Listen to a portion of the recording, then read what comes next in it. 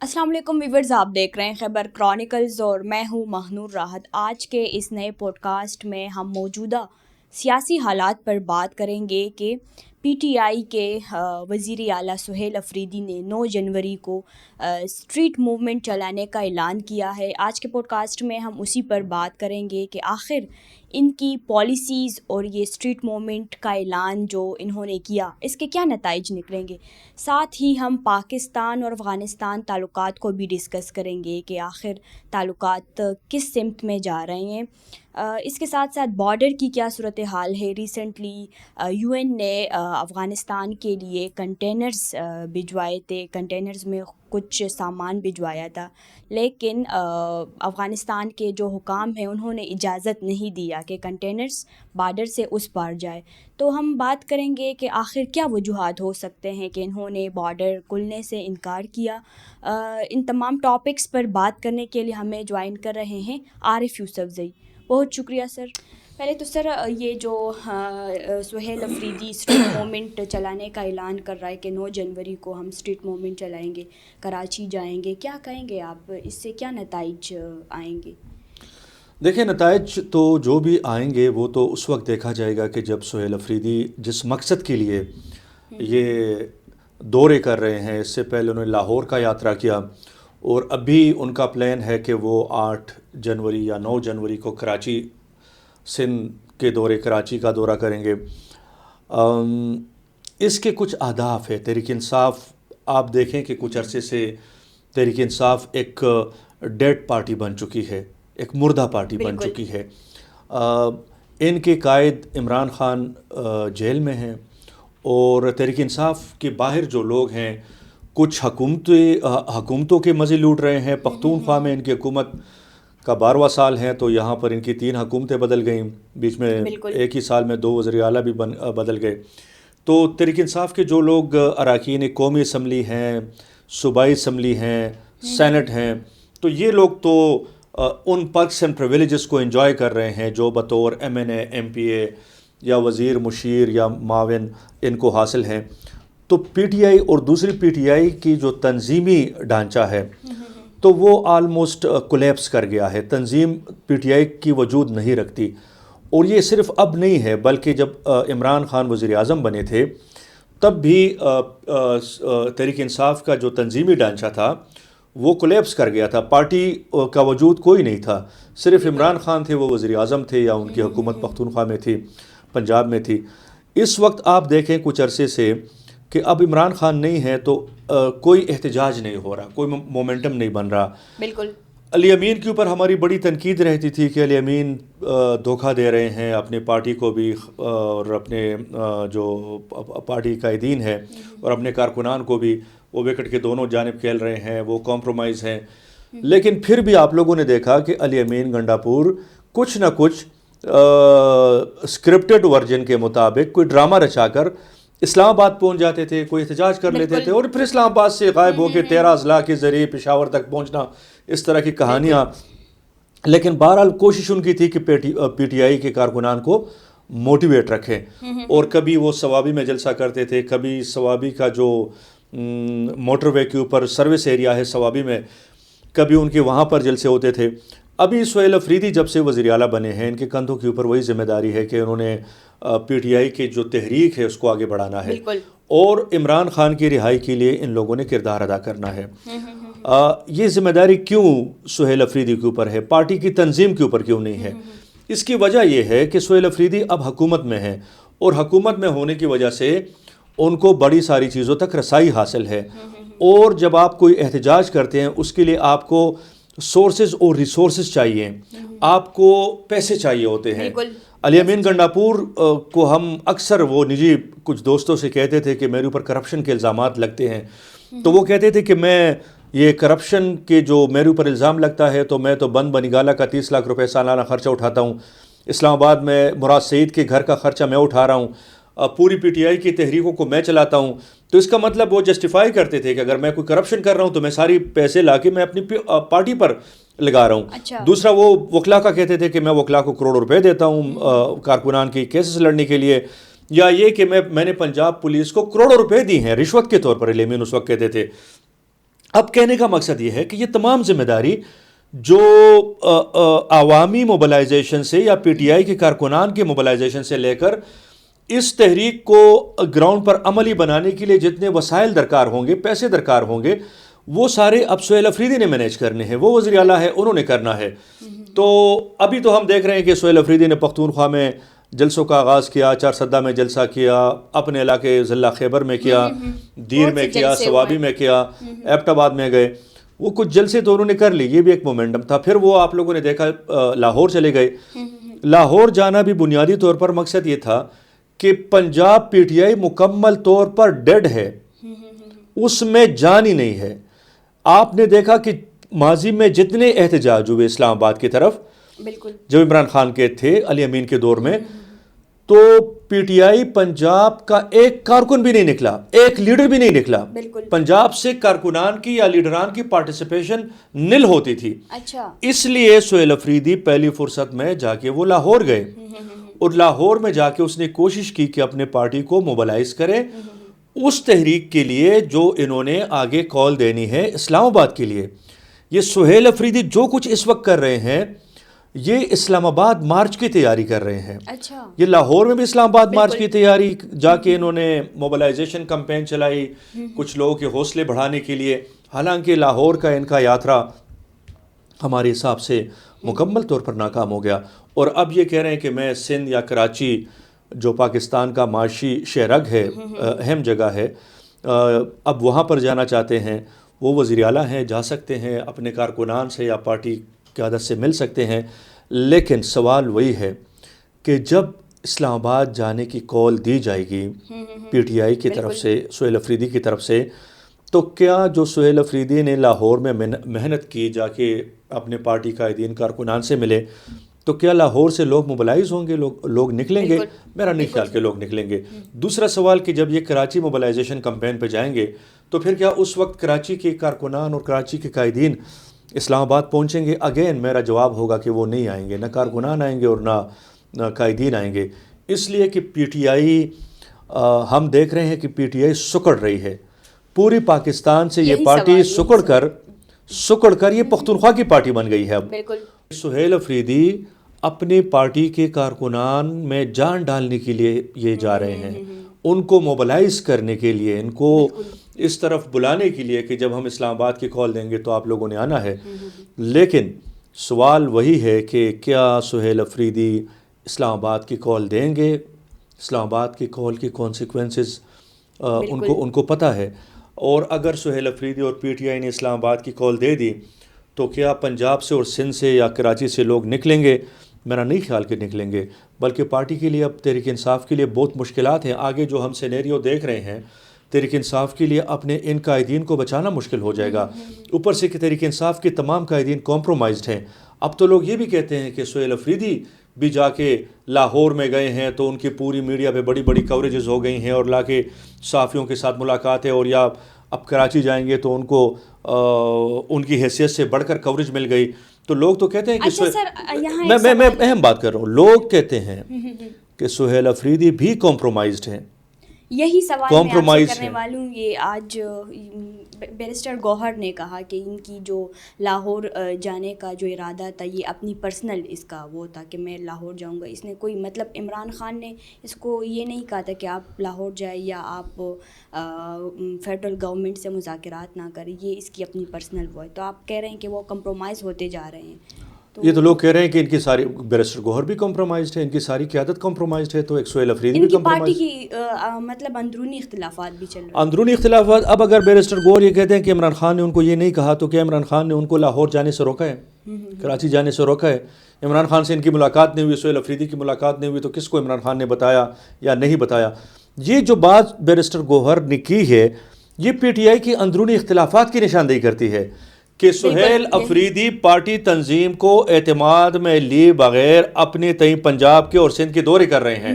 تو یہ تو تحریک انصاف کے اندرونی اختلافات ہیں۔ جس پارٹی کے اپنے تنظیمی اختلافات اس لیول کے ہوں، کہ اگر ایک وزیر اعلیٰ جا کر ایک صوبے میں یا دوسری صوبے میں جا کر پارٹی کارکنان کو موبلائز کرے، ان میں کچھ حرکت ڈالے اور اس کے اوپر پارٹی چیئرمین کی جانب سے تنقید ہو یا سوالیہ نشان ہو کہ وہ کیوں گئے، خان صاحب نے تو ان کو کہا نہیں، تو اس کا مطلب کہ تحریک انصاف اندر سے جو ٹوٹ پھوٹ کا شکار ہے وہ ٹوٹ پھوٹ ایک بار پھر واضح ہو گئی ہے۔ حالانکہ بہت سارے لوگ کہہ رہے تھے کہ سہیل آفریدی کے آنے کے بعد پی ٹی آئی کی جو اندرونی توڑ پھوڑ ہے یا اختلافات ہیں وہ اب وہ ختم ہو گئی ہیں یا ختم ہو جائیں گی، لیکن ہمیں نہیں لگ رہا، یہ آگے اور بھی اگنائٹ ہوں گی اور بھی زیادہ ہوں گی اختلافات۔ ان کی حکومت کیا لگتا ہے ختم ہو جائے گی؟ ان کی مطلب سہیل آفریدی پر تو کیسز بھی بہت زیادہ ہے ان کی پالیسیز کی وجہ سے، جو یہ پالیسیز بنا رہے ہیں۔ نہیں، سہیل آفریدی اچھا بچہ بن کے رہے گا تو اس کی حکومت ختم نہیں ہوگی۔ الیمین اچھا بچہ تھا، اس کی حکومت 1.5 سال چلی، وہ پھر بھی ختم نہیں ہوئی۔ عمران خان نے یا پارٹی کے اندر سازشی ٹولے نے الیمین گنڈاپور کے خلاف سازش کر کے، دیکھیں الیمین گنڈاپور کی رخصتی کیوں ہوئی ہے، وہ عمران خان نے بھی فارغ نہیں کیا، وہ پی ٹی آئی کے اندرونی اختلافات کا نشانہ بنے ہیں، ان گروپس کا نشانہ بنے ہیں جو اینٹی الیمین گنڈاپور سیاست کر رہے تھے۔ ان گروپس نے جا کے عمران خان کے کان میں روزانہ بات ڈال کے کہ الیمین گنڈاپور آپ کو دھوکہ دے رہا ہے، یہ فوج کے ساتھ ملا ہوا ہے، یہ آپ کی رہائی کے لیے کچھ نہیں کر رہا، آپ سے جھوٹ بولتا ہے، جھوٹ پہ جھوٹ بولتا ہے، 13 اضلاع کا ذکر کرتا ہے، اسلام آباد آتا ہے، اسلام آباد سے غائب ہو جاتا ہے، اس طرح کی باتیں عمران خان کے کانوں میں ڈال ڈال کے۔ اور یہ آپ یاد رکھیں، عمران خان کے کان میں اگر 2-3 دفعہ ایک ہی بات ڈالی جائے تو تیسری دفعہ عمران خان کہتے ہیں کہ بندے کو فارغ ہی کر دیں۔ اگر سہیل آفریدی کے حوالے سے اس طرح کی باتیں عمران خان کے کانوں تک پہنچانی شروع ہو گئی کہ اگر شروع ہو گئی کہ جی یہ سہیل آفریدی تو آپ کے لیے کچھ نہیں کر رہے، اور اب تو ہم نے سنا ہے کہ سہیل آفریدی تو اسٹیبلشمنٹ کی بی ٹیم کا کردار ادا کر رہے ہیں، اور یہ عمران خان کو کسی نے بتا دیا کہ جی سہیل آفریدی نے ادھر جا کے تیرا میں پورا آپریشن شروع کر لیا ہے، اور اگر یہ عمران خان کو کسی نے بتا دیا کہ سہیل آفریدی تو تیرا سے 1,10,000 لوگوں کو آئی ڈی پیز بنا کے وہ لا کے نیچے سیٹل کر رہا ہے، اور اب تو اس نے فوج کو کھلی چھٹی دے دی اور وہاں پر بہت بڑا آپریشن ہو رہا ہے، تو یقین جانیے عمران خان ایک لمحہ ضائع کیے بغیر سہیل آفریدی کو فارغ کر دیں گے۔ کیا کہیں گے سر افغانستان کی صورتحال پر کیا بات کریں گے؟ جو پاکستان اور افغانستان کی موجودہ تعلقات ہے اس پر کیا کہیں گے؟ بارڈر کی کیا صورتحال ہے؟ ریسنٹلی کوئی پازیٹیو باتیں آ رہی تھی افغانستان کی جانب سے یا پاکستان کی کہ یہ بارڈر کھل جائے گی یا تجارت شروع ہو جائے گی، تو ابھی پھر سے وہ باتیں تھوڑی مدھم ہو گئی ہیں۔ دیکھیں جہاں تک بارڈر کا تعلق ہے، بارڈر تو بند ہے، میرا خیال ہے اب 85-86 دن ہو گئے، کوئی 90 دن، مطلب 3 مہینے اب ہونے کو ہیں، کہ 3 مہینے مکمل ہونے کو ہیں، 90 ڈیز بارڈر بند ہے تو جو کاروبار ہے پاکستان افغانستان کا اور پاکستان کا سینٹرل ایشیا تک جو ٹرانزٹ کاروبار ہے وہ بھی سارا بند ہے، تو نقصان تو ہو رہا ہے، پاکستان کا بھی ہو رہا ہے، افغانستان کا بھی ہو رہا ہے، اور کچھ فگرز آ رہی ہیں کہ پاکستان کا ان 3 مہینوں میں تقریباً کوئی $7 ملین کا نقصان ہو گیا ہے، افغانستان کے بارے میں بتایا جا رہا ہے کہ $3-4 ملین ان کا نقصان ہو چکا ہے، کل ملا کے تقریباً باہمی یا جو ٹرانزٹ کا نقصان، تو اس کا مطلب کہ کوئی 800,000 ملین کا ایک بہت بڑا نقصان ہے اگر یہ فگرز درست ہے جو سامنے آ رہی ہیں۔ تو اس میں تو شک نہیں ہے کہ نقصان ہو رہا ہے، دونوں ممالک کا ہو رہا ہے، پاکستان کا بھی ہو رہا ہے، افغانستان کا بھی ہو رہا ہے، پاکستانی تاجروں کا بھی ہو رہا ہے، افغانستانی تاجروں کا بھی ہو رہا ہے، ساتھ میں جو پاکستان کا کاروبار سینٹرل ایشین ممالک تک جاتا ہے، ٹرانزٹ کا کاروبار، آپ کے پاکستان سے جو سب سے بڑا ایک سیکٹر ہے فارماسیوٹیکل سیکٹر، میڈیسن کا کاروبار، یہ نہ صرف افغانستان میں آپ کی میڈیسن کی مانگ ہے بلکہ پوری سینٹرل ایشین جو ممالک ہیں وہاں پر، مشرق وسطیٰ کے جو ممالک ہیں، تاجکستان، ازبکستان اور دیگر جو ممالک ہیں، وہاں پر پاکستانی میڈیسنز کی مانگ ہے، وہاں پر پاکستان کے کئی ایک پروڈکٹس ہیں، لائک یہ جو بسکٹس ہوتے ہیں ان کی بہت مانگ ہے، وہاں پر جاتے ہیں، اس طرح دسیوں آئٹمس ہیں جو پاکستانی فیکٹریز میں بنتے ہیں، اور یہ مال جا کے افغانستان بھی جاتے ہیں اور ساتھ میں سینٹرل ایشین کے جو ممالک ہیں وہاں پر بھی جاتا ہے، اور پھر وہاں سے بھی کچھ سامان اور کچھ مال آتا ہے پاکستان، افغانستان سے بھی آتا ہے، زیادہ تر فروٹس ہوتی ہیں افغانستان سے جو مال آتا ہے، فریش فروٹ، ڈرائی فروٹس، کوئلہ، سوپ سٹون، اس طرح کی کچھ چیزیں ہیں جو افغانستان، کچھ سبزیاں آتی ہیں۔ اب یہ تو نقصان ہو رہا ہے، اور بارڈر کھلنے کے کوئی امکانات نہیں ہے۔ پاکستان نے تو ہم نے سنا گزشتہ 2-3 روز پہلے اسحاق ڈار کو کہ نئے سال کی آمد پر ہو سکتا ہے کہ کاروباری سرگرمیاں بحال ہو جائے بارڈر کے اوپر اور یہ کھل جائیں۔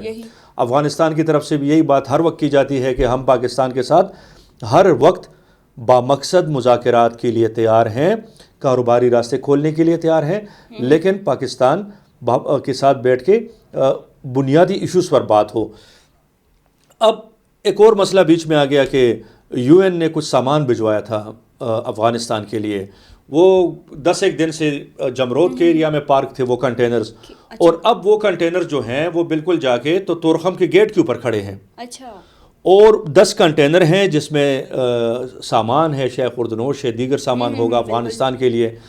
اور یہ یو این کی طرف سے تھا، ورلڈ فوڈ پروگرام کے تحت ان کے لیے کوئی فوڈ ایڈیبل آئٹم ہے وہ جا رہے ہیں۔ وہ گزشتہ روز جب یہ کنٹینرز پہنچا دی گئے تو پھر پاکستانی حکام نے افغانی حکام کو کہا کہ اگر بارڈر آپ کھول دیں تو یہ کنٹینر آپ کی طرف آ جائیں، تو انہوں نے کہا کہ نہیں، ہم تو بارڈر نہیں کھول سکتے جب تک ہم نے کابل سے اس کے حوالے سے کوئی اجازت نہ لی ہو۔ پھر ہمارے ذرائع نے کہا کہ پاکستان کے اعلیٰ حکام اور امارت اسلامی کے اعلیٰ حکام جو بارڈر کے اوپر تعینات ہوتے ہیں، ان کے درمیان کوئی بیٹھک، کوئی میٹنگ بھی ہو گئی، لیکن کابل کی طرف سے ان کو جواب آیا اپنے لوگوں کو کہ اب پاکستان کے ساتھ بارڈرز تب کھلیں گے جب پاکستان ہمارے ساتھ کاروبار اور بارڈرز بند نہ کرنے کا الگ سے معاہدہ کر لے۔ تو اس کا مطلب کہ وہ جو بارڈر کھلنے کا امکان تھا وہ تو فی الحال تاخیر کا شکار ہے۔ ہاں، میں یہ ذاتی طور پر سمجھتا ہوں کہ پاکستان اور افغانستان دونوں اسلامی برادر ممالک ہیں، دونوں کا سروائیول ساتھ چلنے میں ہے، ساتھ اٹھنے بیٹھنے میں ہے، اور جو غلط فہمیاں ہیں اور کمیاں کوتاہیاں ہیں دونوں طرف، اس کو ایڈریس کرنے کی ضرورت ہے، جو کمیاں ہیں ان کو پورا کرنے کی ضرورت ہے، اور جو افغانستان پاکستان کے ساتھ بھائی چارے میں کر سکتا ہے افغانستان کرے، جو پاکستان کر سکتا ہے، لیکن یہ تب ہوگا جب پاکستان اور افغانستان کے درمیان اعتماد ہوگا۔ میں آپ کو بتاؤں، پاکستان کے اندر تو شاید ہی اعتماد کے ہونے نہ ہونے کو اتنا سیریس نہ لیا جائے، لیکن افغانستان میں سب کچھ اعتماد پہ ہی چلتا ہے، وہاں پر زبان پہ چلتا ہے۔ تو اگر آپ کا ٹرسٹ ڈیفیسٹ ہوگا، ان کا پاکستان کے اوپر اعتماد نہیں ہوگا، تو پھر وہ جس کے ساتھ بیٹھیں گے، یہ میں آپ کو پختون افغان سائی کی بتا رہا ہوں، وہ عدم اعتماد کی کیفیت میں کسی کے ساتھ بیٹھیں گے، اس کو شک کی نگاہ سے دیکھیں گے، شک کی نگاہ سے دیکھیں گے تو وہ فیصلے نہیں کریں گے، فیصلے نہیں کریں گے تو عمل نہیں ہوگا، اور پھر بات چیت آگے نہیں بڑھے گی۔ سر، اگر آپ کہتے ہیں کہ یہ کابل نے ان کو اجازت نہیں دی نا یہ جو کنٹینر بارڈر سے ادھر جانے کی، تو کیا کہتے ہیں انہوں نے اپنا ایک وہ رکھا، ڈیمانڈ رکھا، اسی طرح پاکستان بھی ایک ہی بات کرتا ہے کہ یہ لوگ اپنے سرزمین سے یہ گروپس ہٹائیں یا ان کے خلاف کوئی کارروائی۔ آج ایک رپورٹ سامنے آئی ہے کہ 2025 میں سب سے زیادہ جو ہے وہ حملے ہوئے ہیں یہی افغانستان کے سائڈ سے، اور اسی میں یہ جو ٹی ٹی پی اور حافظ گل بہادر گروپ کے لوگ ہی سرگرم تھے، مطلب فگرز بہت زیادہ ہے 2025 میں۔ گزشتہ روز کیا کہتے ہیں وہ لوگ تو پاکستان کا ڈیمانڈ نہیں مانتا، اور خود ہی جو ڈیمانڈ کرتے ہیں وہ چاہتے ہیں کہ تجارت کو لے، تجارت۔ دیکھیں، گزشتہ روز تحریک طالبان پاکستان نے اپنے تفصیلات شیئر کی ہیں حملوں کی، کچھ 4,000 حملے ہیں ایک سال میں، 4,500 بالکل یہ، اور یہ جو حملوں کی تعداد ہے تو یہ جنوری سے شروع ہوتا ہے تو پھر گریجولی بڑھتا ہے، ماہانہ 200-300 حملوں سے 400-500 حملے، پھر 600 حملے، بڑھتے بڑھتے بڑھتے تو سال کے اینڈ تک، اور پھر 4,500 حملے ایک سال میں۔ اس کے اندر پوری تفصیلات ہیں، کتنی کیجویلٹیز ہو گئی ہیں Pakistani security law enforcement agencies کی، کتنی تخریبی کارروائیاں ہو گئی ہیں، کتنا سامان ان سے لوٹا گیا ہے، وہ تمام تفصیلات تحریک طالبان نے اپنے اس پریس ریلیز میں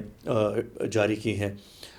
پاکستان بھی وقتاً فوقتاً اپنے عملیات اور حملوں کی اور یا جو آپریشنز ہیں ان کی تفصیلات جاری کرتا ہے کہ اتنے آپریشنز ہو گئے، اتنے عسکری پسند مارے گئے۔ بالکل آپ نے بات کی حافظ گل بہادر اور تحریک طالبان پاکستان گروپس جو پاکستان میں سرگرم عمل ہیں۔ دیکھیں، یہ میں بارہا اس پہ بات کر چکا ہوں، یہ بہت پیچیدہ بات ہے، اس کو اگر ہم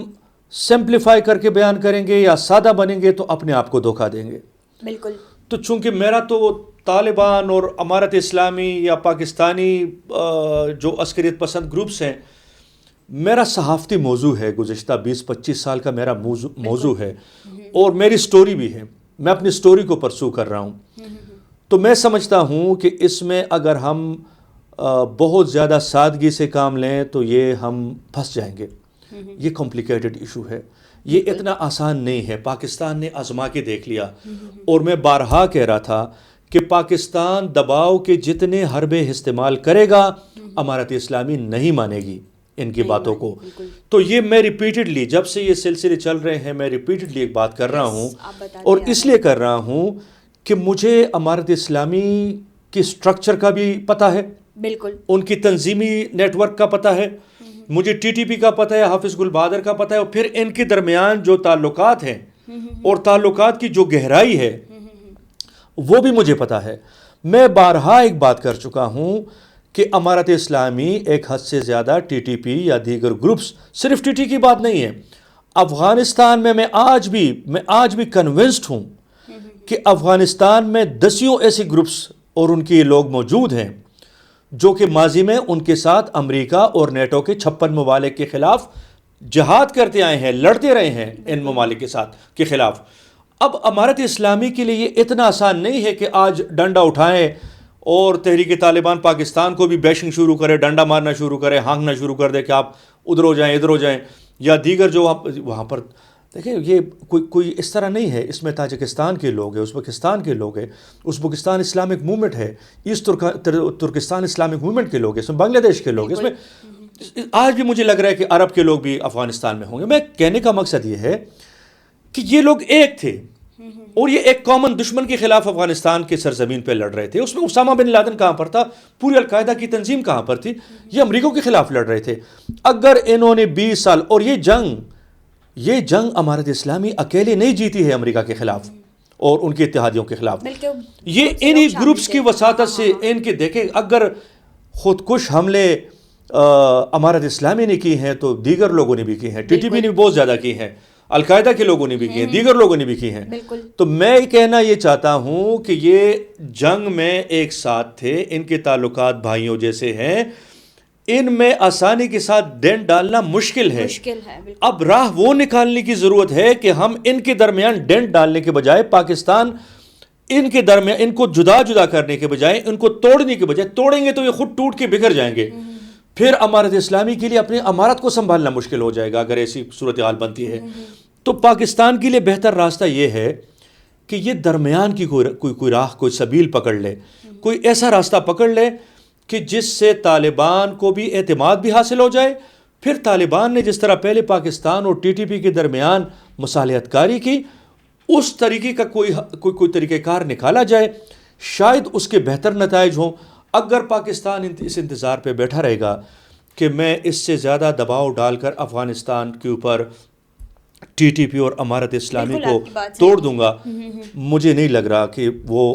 کوئی پاکستان نہیں, امریکہ ان کو نہیں توڑ سکا. جب دیکھیں امریکہ نے حقانی ٹرمینالوجی انٹروڈیوس کروا دی, وہ امارت اسلامی کو توڑنے کا ایک منصوبہ تھا کہ امارت اسلامی کو حقانیز اور جو کندہاری گروپ ہے ان میں تقسیم کیا جائے, وہ اس میں ناکام رہا.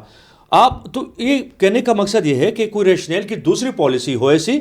کہ جو پاکستان کے لیے امن کا باعث بھی بنے, افغانستان کے ساتھ تعلقات کے اچھائی کا باعث بنے, بند راستے کھلنے کا باعث بنے. میرا خیال ہے کہ اس میں جرگوں کے ذریعے اگر بات چیت کی جائے حل نکل سکتا ہے. اور اگر کوئی سمجھتا ہے کہ امارت اسلامی پاکستان یا کسی دوسرے ملک کی خاطر اپنے پرانے ساتھیوں کے